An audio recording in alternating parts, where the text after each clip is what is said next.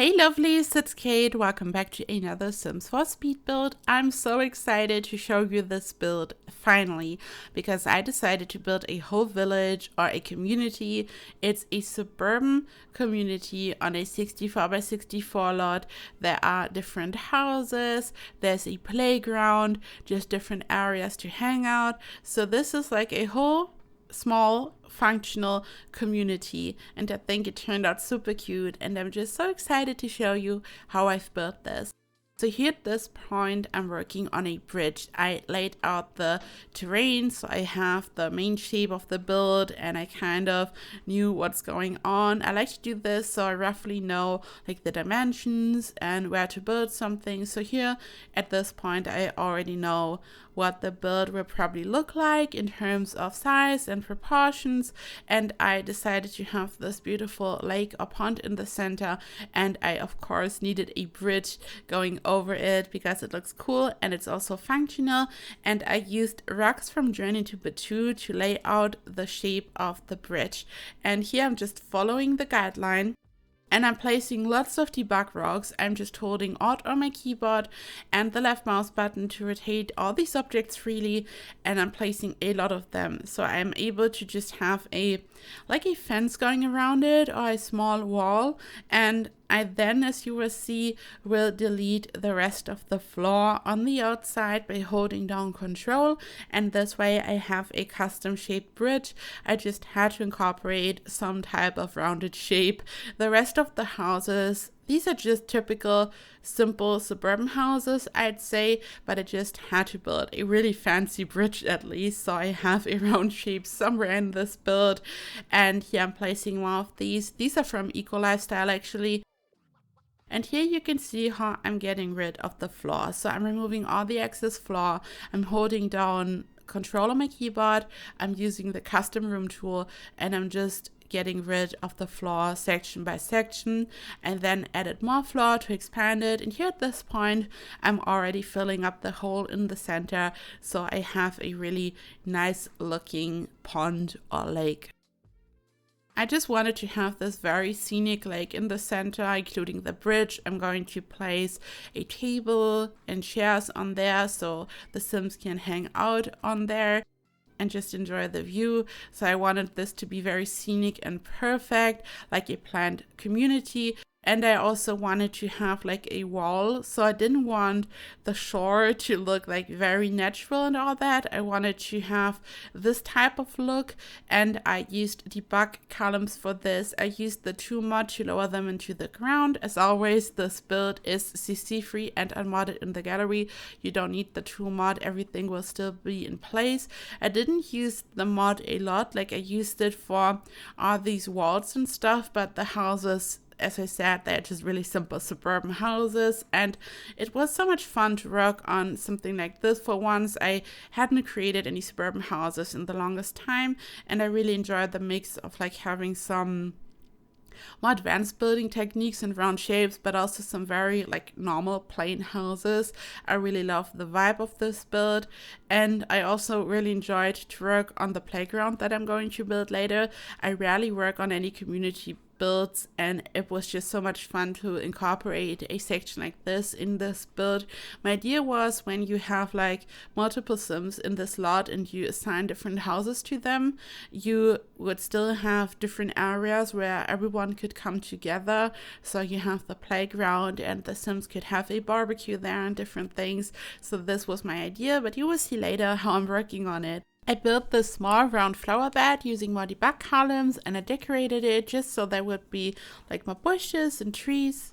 Here I'm decorating the bridge, and I just placed some benches up there, and the most difficult thing was to not place too many things on this bridge. Like, I wanted this to look realistic. I wanted to have different lamps and also like benches, different things, but I also didn't want to go overboard, because when you are done and you are zooming out and you take a look at the complete build, there is just so much going on, and you don't want it to be too overwhelming. So at some point I removed some objects. There was just random clutter on the bridge, and I got rid of it.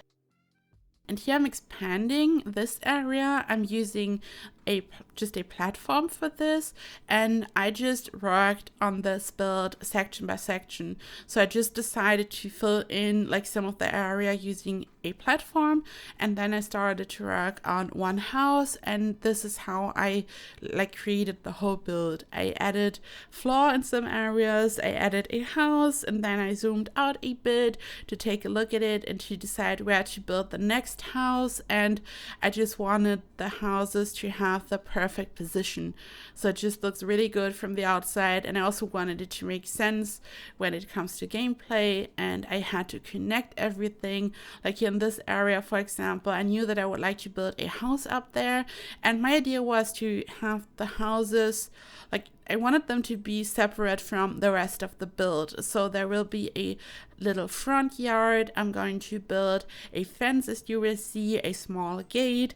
Each house has its own mailbox and all that. So it's like really a separate house. And I also wanted to make sure that the front of the house, as you will see, really looks like separated from the public area, so to speak. So I'm really going to work on a small front yard. The thing is, it's a 64 by 64 lot, but when it comes to builds like this lot size still is a bit too small, to be honest. Like 100 by 100 would be good, maybe.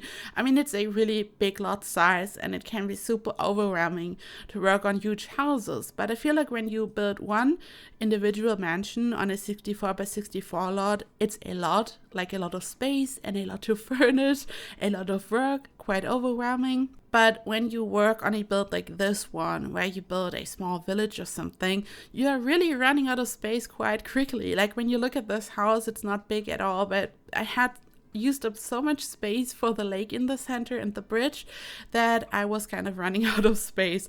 Like you can see that the distance between the front door and the lake isn't too big, and I wanted to make sure that I had a public path but also a small front yard.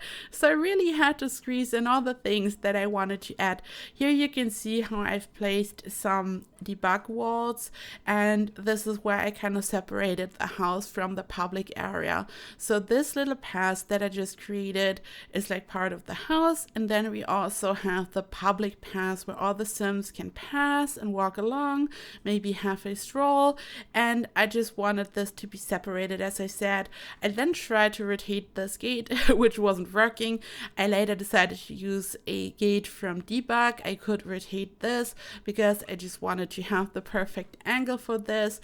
I decided to use lots of hedges just so I would have a beautiful lush green, beautiful front yard, and I placed a lot of them. And I tried to have the same style for each house. I really wanted this to look like a perfect suburban little street, just like Desperate Housewives in a way, like not directly like Desperate Housewives because the style is different, but I wanted this to be quite identical, and I think this is what makes it look so cool. Also, as I said, a build like this can look overwhelming very quickly, and I feel like it just makes sense to have the same style, at least the same architectural style for each house when you are building something like this.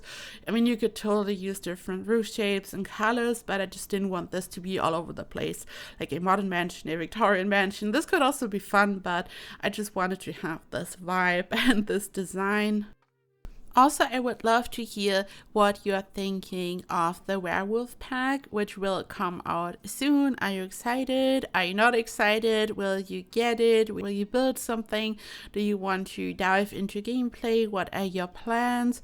I am excited. I'm just excited that we will get some new content, and I'm excited to try something completely new. I don't think that I have ever really created something that's really run down or abandoned, but I really want to go into this direction for at least one build because I'm really excited about the new build by objects. There are some new fences, for example, which look like really old and destroyed kind of, and this is a really interesting vibe.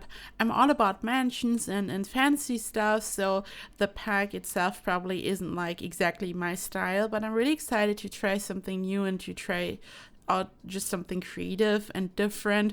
Like when Get Famous came out, it was probably the perfect pack for me because it's all about mansions. It's really like Build By was literally centered around mansions, but I'm really excited to try something new. So I don't think that I'm probably going to create something directly for werewolves, like, I don't know, the house of a werewolf. I just want to use the objects to create something really rundown and amazing, and I just can't wait to get my hands on the pack. Also, I quickly want to say, you might see this here, there's some weird glitch going on.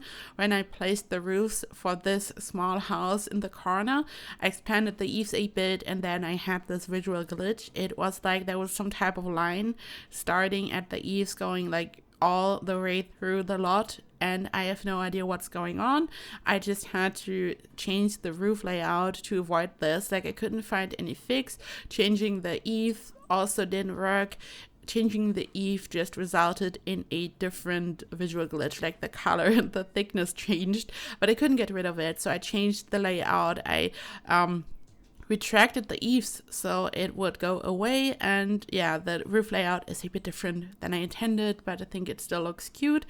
Yeah, but back to the werewolves pack. So I'm excited to build with it. I'm not really about supernatural fantasy vibes most of the time, because I'm always working on these mansions and stuff, as I said, but trying something new is always fun. I also enjoyed to work on vampires houses in the past, so I am excited, and we will take a look at the pack on this channel. I can't wait for it to come out, and we will just dive into build buy, and we will see what's going to happen. I'm really excited about it. Also, there's a new world, which is always fun, like when it comes to game packs and expansion packs, a new world, and you like take a look at all the new lots and what you can do with them. This is always fun. So yeah, but let me know in the comments down below, are you excited for this? And yeah, what will you create with the new pack? Here I'm working on the playground finally. So I wanted to have this very perfect polished look. So I wanted this to be as planned and perfect as the rest of the build probably. So this is like a really perfect suburban area. As I said, just like Desperate Housewives. And I wanted to have this area for a swing set, the monkey bars, and then I wanted to build a sandbox. And I'm not sure if this is functional, like I hope so, but I think that when you are using the sand train paint, it also functions as some type of sandbox, so the toddlers can just play in the sand. I hope that's right. If not, it's just a fancy area for the monkey bars. I also placed these tables. I just wanted to have a beautiful area, so the Sims can really gather here. The Sims can have a barbecue, the kids can play in the monkey bars, they can also play basketball. I'm also going to add a public restroom on the side, like on the right side. And I'm not sure if I recorded this part, but it's like one of these public bathrooms that you can just place. You can find them in the toilet area and build by, if that makes sense, because I thought when all the Sims are like gathering there on this lot, they probably don't want to walk all the way back to their house, so they can just go to the bathroom over there. And I just wanted to have this kind of natural vibe, because I included so many trees, but also like really like something in a city. So you can see that it's like not overgrown and very natural or anything. It's like still very, like I was really particular with where I was placing something, if that makes sense. But I think it still looks cool. It almost looks like a playground of a school or something, like this type of thing. And I just wanted to include all kinds of different things. I'm also going to use some objects from the little campus kit. Actually, I have created a house which uses the new objects, and I'm going to upload it in the next days. I didn't record the voiceover yet, and I used the new objects there as well. But here I also wanted to use the pack a bit. You can here see this, the blanket, the table, just different things. So it looks like some Sims just set up the blanket there, and they just want to like chill on the lawn, like a day in the park or something. So this was the vibe that I was going for, and I then expanded the build. I'm going to build 2 houses in this area here, and this is like the final part of the house construction, so to speak. So I'm going to add 2 more suburban houses to this, and I just used the train paint to lay out the area. I wanted to see where I would have my public paths, so everything is connected, and I then used these debug fences or walls. So I would have like a beautiful fence going around it. As I said earlier, I wanted to really separate the public area or the street, the path, whatever you want to call it, from the houses. And I really wanted to have at least one bigger house, which is kind of the eye catcher. Some of them are tiny. I think I'm actually going to build one more house after these two, the tiny one. I don't think that I've built it yet here at this point. There's so much going on in this lot, and I completely lost track of what's happening. And here I'm working on this house again, same style. I raised the foundation for this. So the other two houses were built on a platform, and the problem is, or was, I used the lowest wall height available. I decided to use it for the level at the bottom. And as we all know, once you set your wall height, it's just the same for every building on one lot. You can't have individual wall heights for separate buildings, sadly. And I just couldn't really raise the platform a lot for the patio for the other two houses, because the wall height is so small, so low, that when you raise the platform too much, you can't even really add a door or anything. But here, because I didn't build this house on a platform, I could really raise the platform a lot. I wanted to have this look like the beautiful stairs in the front. I couldn't place them like the normal way. You see that they are like a bit bigger at the top, like there's one tile between the platform and the stairs, and I have no idea why. It was giving me the most random error ever, and I feel like stairs are like so buggy, so you never know what's going to happen. So I just did it this way. I placed more of these hedges, and I'm going to place a swing set in there later, the one from the new little campus kit. But here at this point, I didn't do this yet. I'm also going to remove part of the hedge, so the front yard will be accessible. And at this point, I just wanted to really finish the houses and the exterior. So I just knew what was going on, and then I furnished all of them. A little disclaimer, I only included the furnishing process of the biggest house because it was pretty much identical. I was really going for the same style and vibe, and I feel like this would have been perfect for a second video maybe, because the furnishing took so long. Like, this build is such a gigantic project, and just imagine recording, furnishing all these houses. This video would have probably been 1 hour long, and I think this would probably bore you. So I only included the furnishing process of one house. But first, I'm of course finishing the houses before I can start to furnish, of course. So I'm not the best at building suburban houses. They have a really particular shape, and I just wanted to make sure that they have this vibe but still look different. So I wanted to have a individual shape for each house. You can here see, for example, for the biggest one out of all of them, that I really tried to have a different style once again. At first I wanted to incorporate this octagonal shape, but I'm going to get rid of this because it just didn't look good. It was too much. I mean, it's always really beautiful to have an octagonal shape.